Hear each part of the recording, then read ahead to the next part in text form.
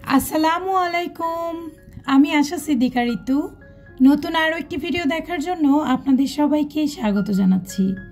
আশা করছি কাছে দূরে যে যেখান থেকে আমার এই ভিডিওটি দেখছেন সবাই অনেক ভালো আছেন, আর আমিও আল্লাহ তাআলার অশেষ রহমতে আলহামদুলিল্লাহ অনেক ভালো আছি। বিগত 2টা মাস আমাদের দেশটা এমন একটা পরিস্থিতির মধ্যে দিয়ে যাচ্ছিল, এটা আমাদের প্রত্যেকটা মানুষের জন্যই কিন্তু খুবই কষ্টকর। একটার পর একটা কিন্তু বিপদ আপদ লেগেই থাকছিল। তো অবশেষে আজ কয়েকটা দিন ধরে একটু স্বস্তির নিঃশ্বাস ফেলতে পেরেছি। সেই জুলাই মাস থেকে শুরু করে জুলাই মাসের প্রথম থেকে আগস্টের শেষ পর্যন্ত একটার পর একটা বিপদ কিন্তু লেগেই ছিল। তো সব কিছু মিলিয়ে মন মানসিকতা অনেক খারাপ ছিল।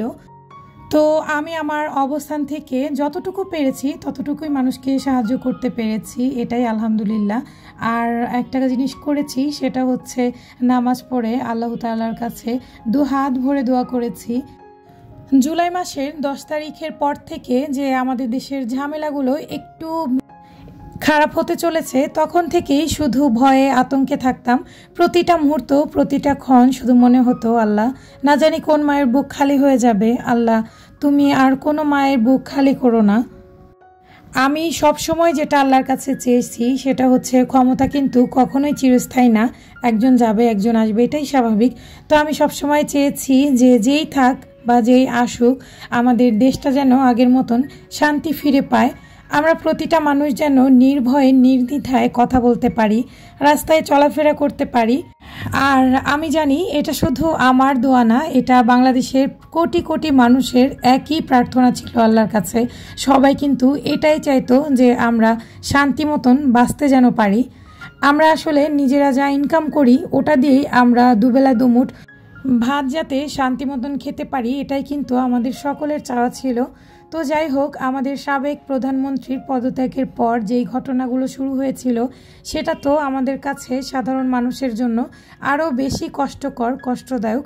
তো সব কিছু মিলিয়ে যখন পরিস্থিতিটা একটু স্বাভাবিক হলো, তখনই কিন্তু আবার এই বন্যার একটা দুঃসংবাদ আমরা সবাই পেলাম। তো যেটা পাওয়ার পর আসলে আমরা বাংলাদেশের মনে হয় না কোনো মানুষ বাদ ছিল সাহায্য করার জন্য এগিয়ে আসেনি।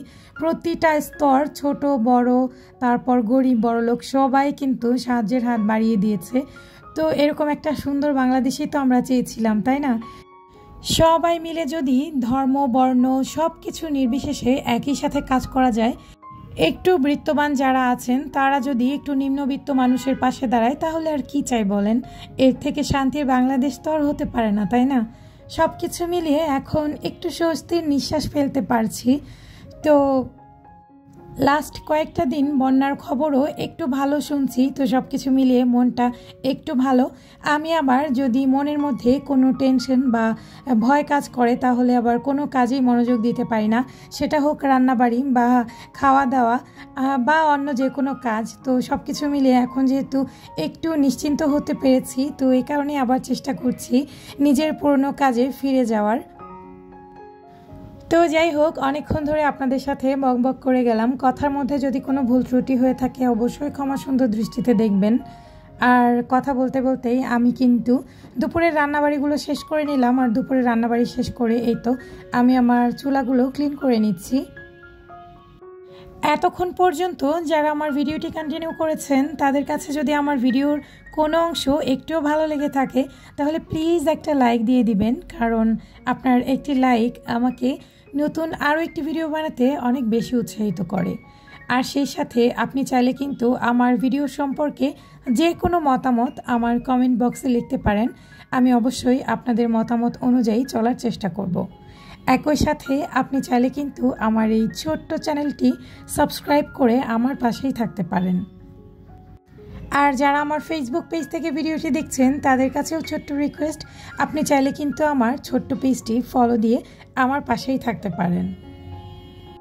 তো আপনাদের সাথে কথা বলতে বলতে আমি আমার ড্রয়িং রুমের সোফাগুলো একটু ঝেড়েও ক্লিন করে নিলাম। তারপর হচ্ছে সোফার উপরে যেই কুশনগুলো ছিল সেগুলোকেই আবার জায়গা মতন রেখে দিচ্ছি। আসলে বাচ্চা কাচ্চার ঘর দেখা যায় এখন পরিষ্কার করেছি, আবার 10 মিনিটের মধ্যেই কুশন একটা সোফায় আর একটা নিচে পড়ে যায়। কি আর করার বলেন, শুক্র শনিবার ছাড়া এই কাজগুলো তো তেমনভাবে করার টাইমই পাই না। তো এদিকে সোফার ঘরটা পরিষ্কার করে আমি চলে এসেছি আমার বেডরুমে বেডটা ক্লিন করে নেওয়ার জন্য। আজকের এই দিনটা ছিল শনিবারের দিন। পুরো সপ্তাহ জুড়ে যেহেতু বাচ্চাদের ক্লাস থাকে, তো দেখা যায় শুক্র শনিবার নিজের এত আলসেমি লাগে, নিজের সকল কাজ করতেই আলসেমিটা একটু বেড়ে যায়। তো কি আর করার, সংসারের কাজ যেহেতু করতে তো হবেই, এই কারণেই আলসেমি ঝেড়ে রেখে তারপরেও কিন্তু সকল কাজ মনোযোগ দিয়ে করে যেতে হয়। আর এই শুক্র শনিবার দিনটা এলে সব থেকে বেশি টেনশন যে জিনিসটা নিয়ে হয় সেটা হচ্ছে বাচ্চাদের স্কুলের টিফিন। বিগত 5 দিন ওরা কি কি টিফিন নেবে সেটা কিন্তু আমাকে এই শুক্র আর শনিবারই রেডি করে রাখতে হয়। এতে করে স্কুলের দিনগুলোতে তেমন কোনোই ঝামেলা পোহাতে হয় না। আর এই জিনিসটা কিন্তু আমি একদম আমার বাচ্চাদের যখন থেকে স্কুলে দিয়েছি, বড় বাচ্চাটাকে, তখন থেকেই মেনটেন করি। কারণ স্কুল শেষ করে বাসার কাজ সামলিয়ে তখন কিন্তু আর এনার্জি থাকে না। যে কোনো ফুড, কোনো ফ্রোজেন ফুড হোক বা কোনো ডেজার্ট আইটেম যেটাই হোক, বাচ্চাদের টিফিন বানাতে তেমন কোনো ইচ্ছা করে না। তো আমি যদি এক সপ্তাহের টিফিন একদিনে রেডি করে রাখি, সেই ক্ষেত্রে আমার কাজটা অনেক বেশি ইজি হয়ে যায়। আমি প্রতি সপ্তাহে চেষ্টা করি যতটা সম্ভব টিফিন বানিয়ে ফ্রোজেন হলে ফ্রোজেন করে রাখতে, আর তা না হলে একদম রেডি করে রেখে দিতে। তো ঘরের টুকটাক কাজকর্মগুলো শেষ করে এবারে আমি আমার ঘরটা ঝাড়ু দিয়ে নিচ্ছিলাম। ঘর ঝাড়ু দেওয়া শেষ করে তারপর বাচ্চাদের নিয়ে গোসল করে খাওয়া দাওয়া করে দেন বিকেলবেলা একটু রেস্ট নিয়েছি। আর তারপর এই তো আমি একটু বাচ্চাদের টিফিনের জন্য কেক রেডি করে নিচ্ছিলাম। গতকাল শুক্রবারে আমি অনেকগুলো টিফিন রেডি করেছি, তো আজ আমার মনে হলো এই ঝাল টিফিনের সাথে একটু মিষ্টি কিছু রেডি করে রাখি। এতে করে আমার সারা সপ্তাহ একদম টেনশন ফ্রি কেটে যাবে।